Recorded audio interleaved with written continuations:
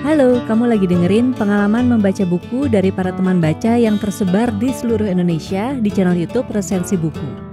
Kalau misalnya kamu juga tertarik nih untuk menceritakan pengalaman membacamu, tulisin aja di kolom komen atau bisa DM langsung ke Instagram di @podcastresensibuku. Selamat mendengarkan!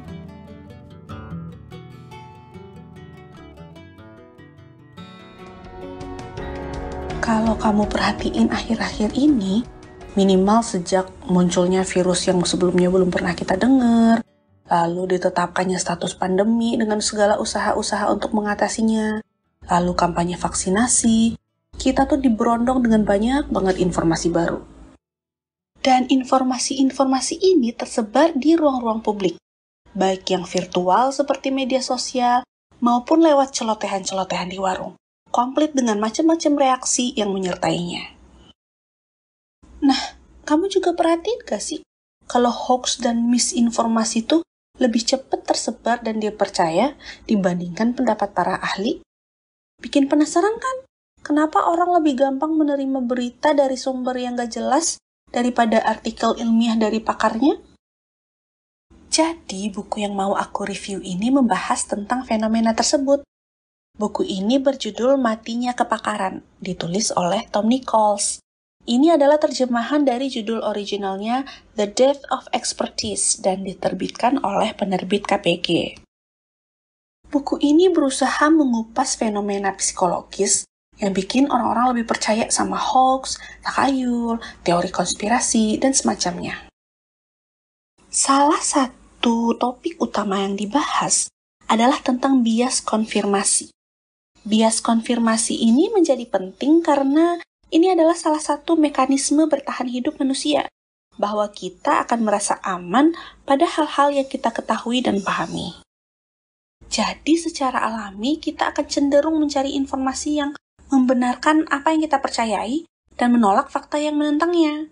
Ketika kita melawan bias konfirmasi, itu sebenarnya kita sedang berusaha mengoreksi salah satu fungsi dasar pikiran manusia. Nah, usaha ini jadi lebih sulit ketika teknologi informasi sedang berkembang pesat seperti sekarang ini. Hampir semua orang bisa mengakses internet.